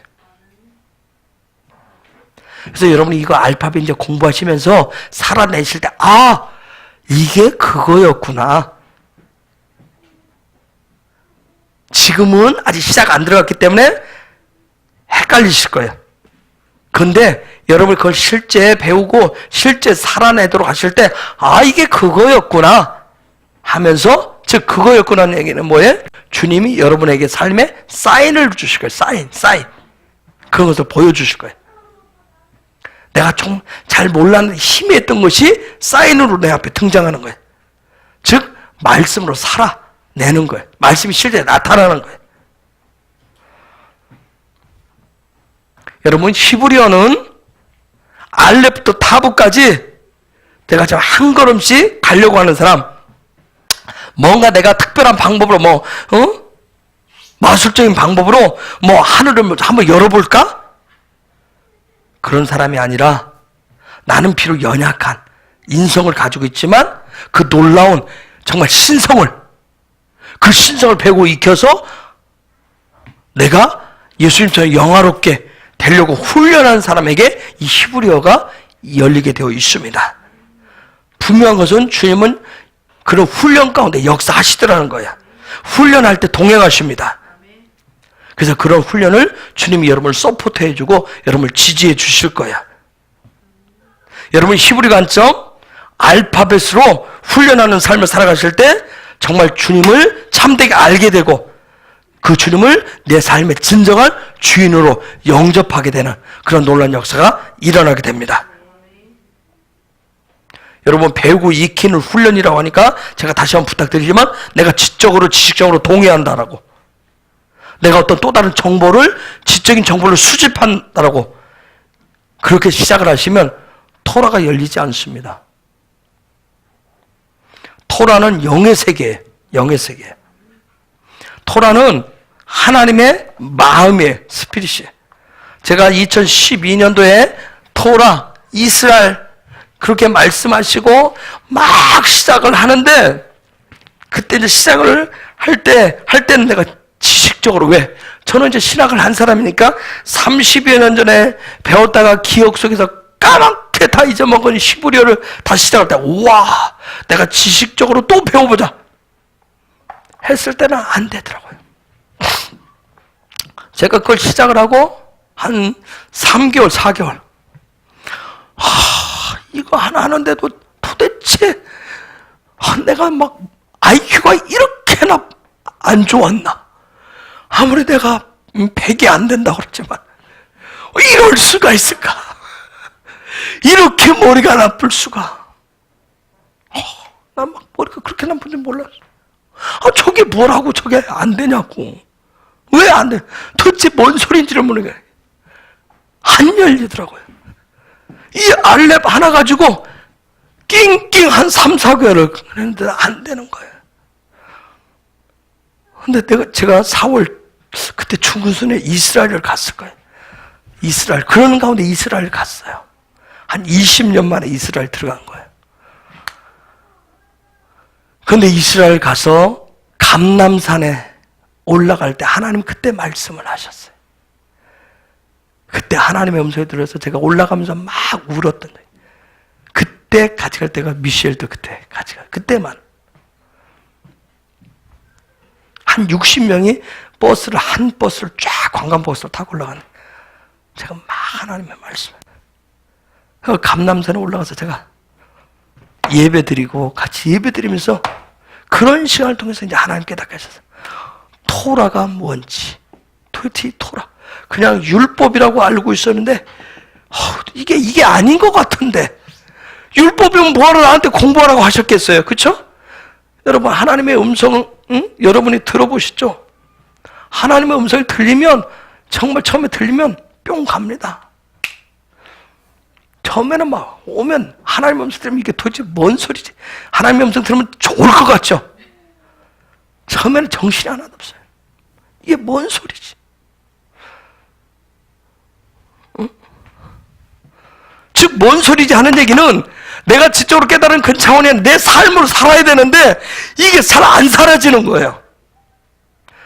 살아내려고 내가 막 힘쓰는 게 아니라 자연스러워야 되는데, 자연스럽게 살아야 되는데 그게 안 되는 거예요. 그게 너무 힘든 거예요. 하나님이 토라, 이스라엘 했는데 처음에는 몰라요. 그래서 토라 하니까 토라가 도대체 뭐냐? 그래서 책을 막 뒤져서 다 정보를 다 수집하기 시작했어요. 하여튼 엄청나게 많이 써요. 하나님 말씀하실 때는 여러분 그걸 할 수 있도록 장을 쫙 열어요. 정말 제가 어디서 그런 걸 다 찾아냈는지 몰라요. 하여튼 국내에 있는 자료는 다 뒤졌어요. 다 했어요. 늘 여는데 도대체 모르겠어요. 이게 뭔지를 모르겠더라고요. 이스라엘 했으니까 이스라엘 자료를 수집했는데 이것 때문에 여기까지도 못 가겠는 거야. 이것도 토라도 모르는데 뭘 이스라엘가. 그래서 들어갔는데 도대체. 근데 그때 토라가 뭔지를 알겠어요. 하나님의 마음, 하나님의 정신, 하나님의 생각, 하나님의 스피릿. 그리고 이게 하나님의 마음이 내 마음이 돼서, 하나님의 가르침이 내 가르침이 되어서, 하나님의 생각이 내 생각이 되어서, 하나님의 계획이 내 계획이 되어서, 하나님의 그분의 삶이 내 삶이 되면, 그렇게 사라지면 그게 이스라엘이에요. 여러분 이게 이해가 되세요? 처음에는 공부하려고 하니까 안 되는 거예요. 여러분 공부하시려고, 제가 이 말씀을 공부하시려고 내 지식 하나 쌓으려고 그러면 안 됩니다. 이게 안 들어와요. 이게 그냥 멍하게 월요일마다 와서 앉아있는데 그냥 멍하실 거예요. 원하기는 성령이 여러분에게 기름 부으셔서 그분의 세계가, 그분의 마음이, 스피릿이 여러분에게 그대로 풀어져서 여러분 마음에 담겨서 여러분의 삶으로, 그래서 여러분의 삶이 이스라엘 되는, 이스라엘은 하나님의 킹덤이라고 그랬어요. 그렇죠? 하나님의 킹덤이에요. 하나님의 나라예요. 그냥 여러분의 삶이 그냥 그분의 나라, 그분의 왕국 되시기를, 그런 역사 있기를 축복합니다.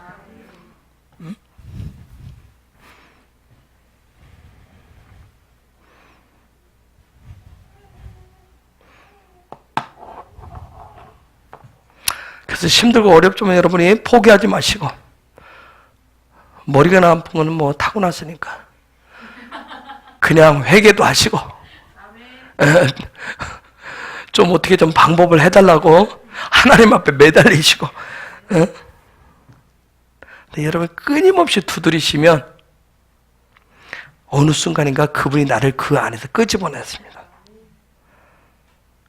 여러분이 이 알파벳에 들어가면 내 딴엔 지금까지 해와서 내 이만한 믿음이 있다고 생각하고 나는 의롭다고 했는데, 주님은 그럼 너는 하나도 믿음이 없고 너는 하나도 의롭지 않아, 그와 같이 얘기하십니다. 나는 맞다고 얘기하는데 주님은 틀렸다고 얘기하십니다. 그런데 결국은 누가 승리해요? 내가 승리하는 것이 아니라 주님이 승리하십니다. 그게 바로 히브리어예요. 그게 바로 하늘의 관점이에요.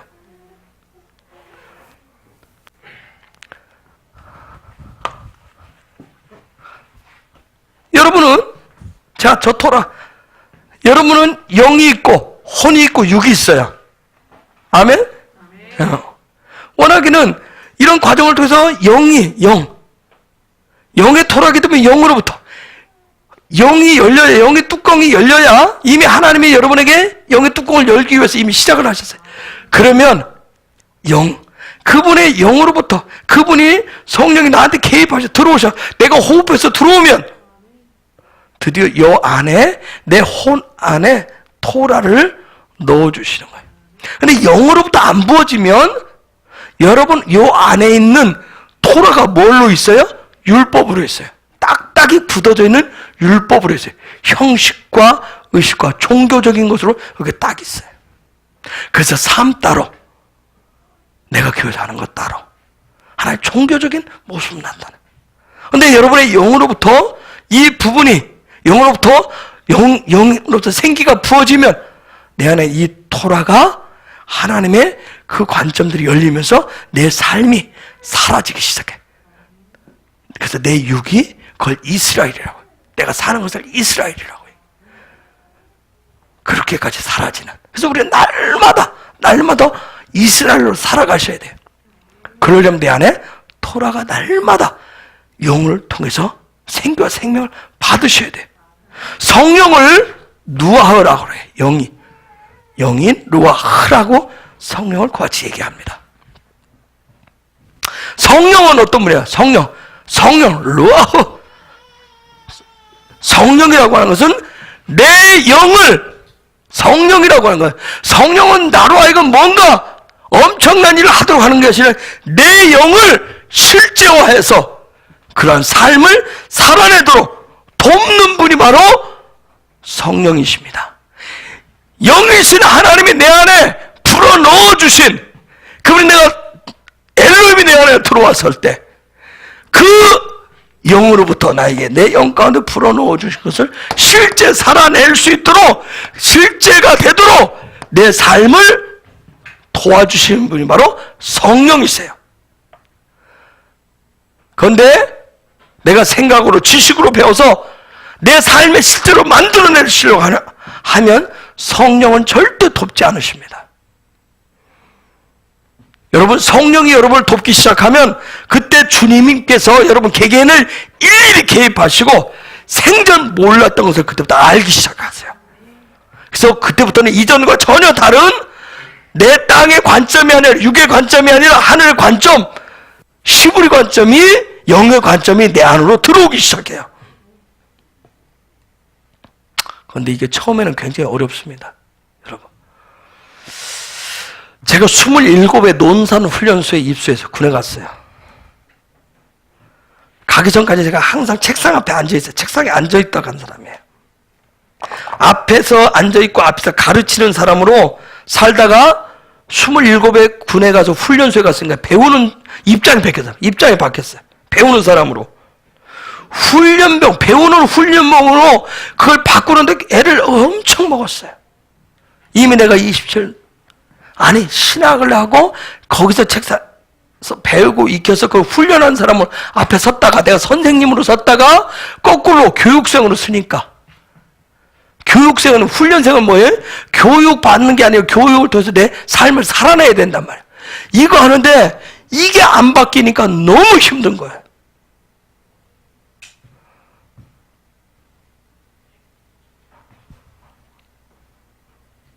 처음에는 내가 27년, 아니, 티처로 있었던 그 부분이 포기가 안 되더라고요.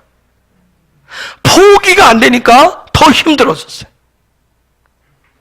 제가 있죠, 훈련소를 다 마치고 자대 배치를 받아서 그것도 시간 얼마 지나서야 제가 적응할 수가 있었어요. 그래서 우리가 어디 가면 이렇게 적응 굉장히 강조하잖아요. 왜 적응이 안 되냐면 내 것을 안 버려서 그래요. 내 것을. 내 거 안 버리면 적응 안 되면 어떻게 돼요? 내가 왕따가 돼요. 그쵸? 애들 학교 가서 왕따 되는 이유는 그것 때문에 그래요. 그냥 내 방식으로 한단 말이에요. 내 방식으로. 같이 공동체 어울려 살려면 어떻게 돼요? 내 거 내려놓고 같이 맞춰야 되는데, 왕따 당하는 애들이 거의 다 대부분 뭐냐면 그냥 내 방식으로 해. 에이, 뭐 나 혼자 살고 나 혼자 놀고 말지 뭐 하면서 그 왕따. 군에 가서 제가 그래서 힘들어. 왜? 너희들은 나보다 나이가 어리잖아. 나는 대학원 다녔잖아. 너희들은 뭐 대학 다녀 중간에 왔잖아. 너희들은 항상 나보다 밑에야. 이 생각을 가지고 있으니까 너무 힘든 거예요. 정말 힘들었어요. 응? 우리가 기독교인이 됐는데, 교인이 된 수십 년이 되었는데도, 교회를 수십 년 다녔는데도 내가 여전히 육의 관점, 땅의 관점을 가지고 하늘에 뭔가 하나님의 것을 얻겠다고, 예수님처럼 내가 살겠다고 하는 것은 굉장히 어려운 일이에요. 마치 이런 거예요. 하늘에 떠 있는 별을 내가 따겠다. 그것과 똑같아. 그저 바라만 보고 있죠. 그러다가 포기하는 거예요. 그래서 대부분의 크리스찬들이 형식적이고 전통적인 종교인으로 바뀌어져요. 그냥 습관적으로 그냥 해요. 그런데 히브리 관점으로 여러분 딱 들어가시면 하늘의 별을 어떻게 이 땅으로 따올 수 있는지, 하늘을 어떻게 내 삶에 이 땅에서 실제가 되도록 하는지를 여러분이 배우시게 돼요. 그리고 또 그렇게 살게 돼요. 그런데 세상에서 말하는 것은 절대 그런 일은 일어날 수 없다고 얘기해요. 이 얘기는 교회에서도 얘기하면 뭐라고 그래요? 미쳤다고 얘기해요. 그래서 2단이다, 3단이다 얘기해요.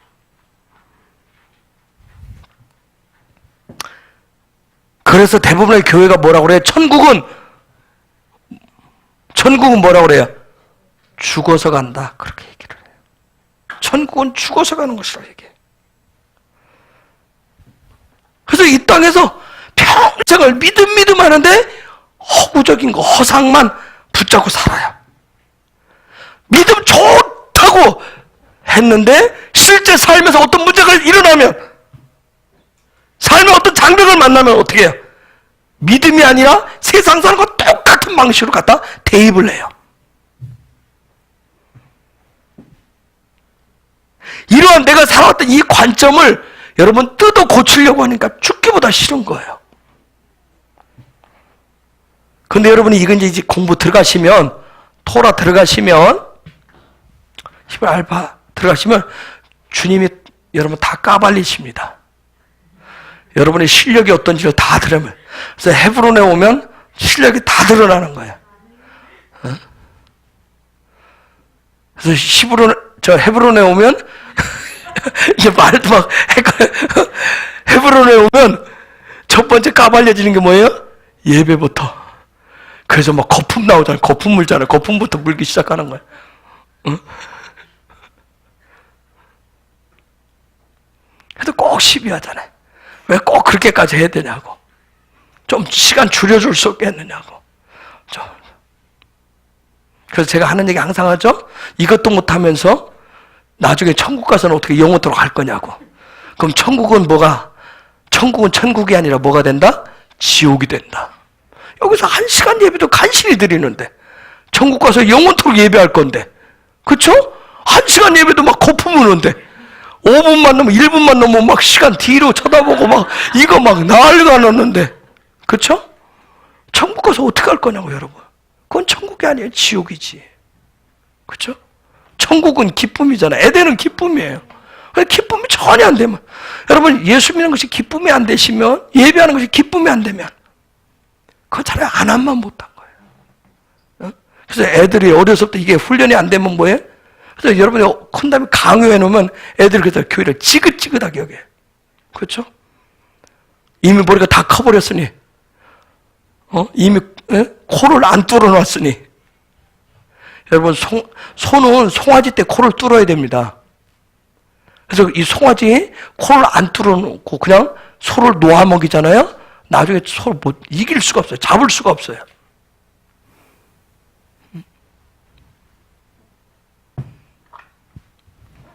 오늘 한국교회가 주일학교가 50%가 없다고 그래요. 큰일 났어요. 자녀들이 없어서요? 많아요. 근데 지금 누구만 다녀요? 머리에 설이 앉은 분들만 지금 와서 있잖아요. 자식들은 이미 다 뭐예요? 코를 안 뚫어놔가지고 다 지멋대로 다 돌아다녀요. 다 돌아다녀요. 그래요.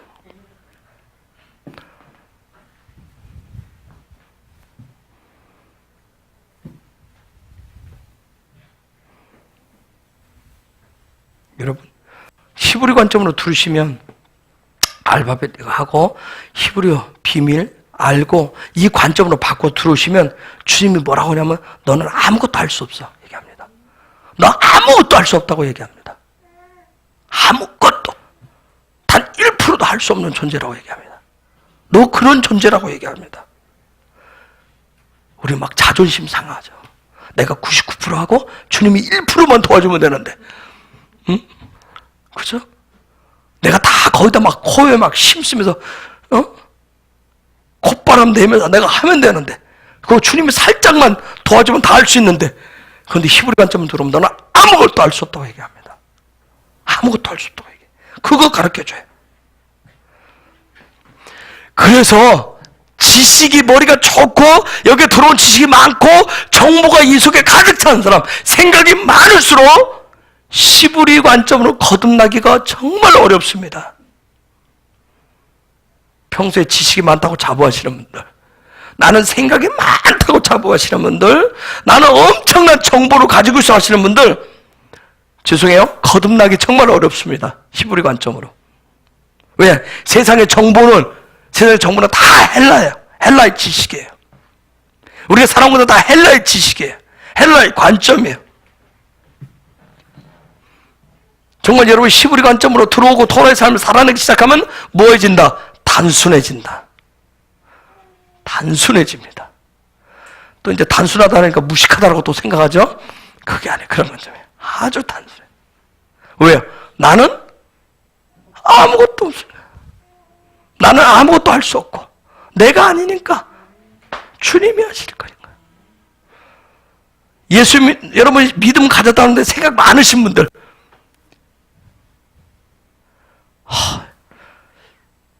헌금 5만 원 할까 만 원 할까 5만 원 할까 만 원 할까 5만 원 할까 만 원 할까, 여보 어떻게 할까 여보 어떻게 할까 여보 어떻게 할까, 어떻게 했으면 좋겠니. 일주일 내내 생각하고 일주일 내내 생각하면 나중에는 만 원도 안 돼. 이제 다 가격 깎여가지고.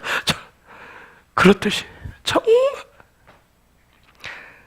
5만 원이 있어도 그만 없어도 그만, 내가 공급자는 그분이라고 믿으면 아무 염려가 없는데, 이걸 5만 원을 벌기 위해서 내가 얼마나 땀 흘리고 수고하고 내가 얼마나, 우리 남편이 나가서 얼마나, 이거 생각하면 공급자가 주님이 아니라 누가 공급하는 거예요? 남편이 공급하시니까. 그러니까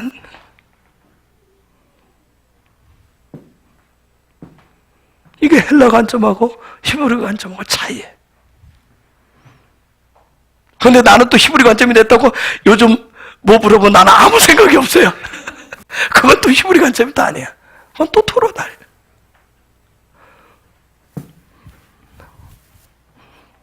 한번 들어가 보시자고요.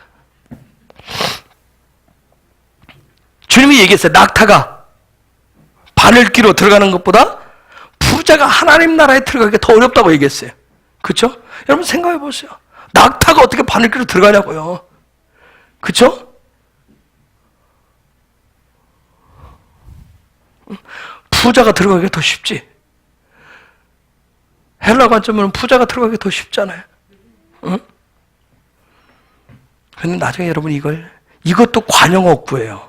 토라의 관용어구란 말이에요. 우리는 이해가 안 되는데 그 사람들 딱 주님 말씀하시면 이해가 돼요. 그게 무슨 소리인지. 나중에 여러분이 토라 관점으로 히브리 관점으로 바뀌면 여러분 말씀을 보면 우리가 말씀을 지금 봐도 이해가 안 되는 말씀이 너무 많잖아요. 그렇죠?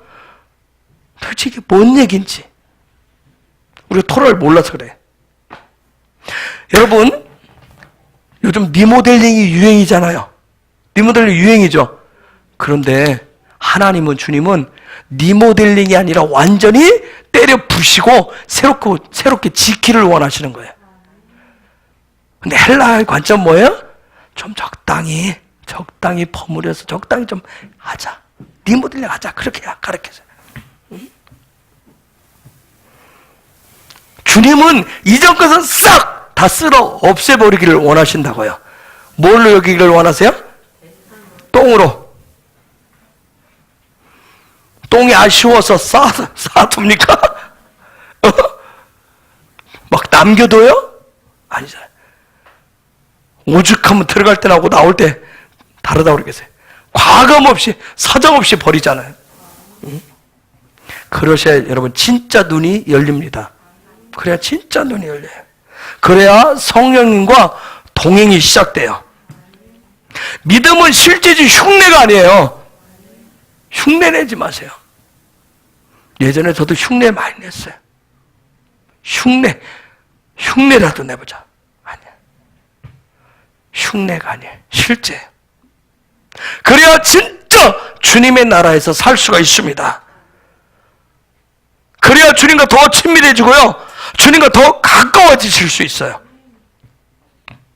그렇게 되어야 내 것이 아니라 주님의 것을 더 원하실 수 있어요. 그렇게 될 때 진짜 히브리인, 진짜 이스라엘이 됩니다. 자, 이 일에 우리가 이제 시작을 하는 거예요. 오늘 여기까지 하겠습니다. 기도합시다.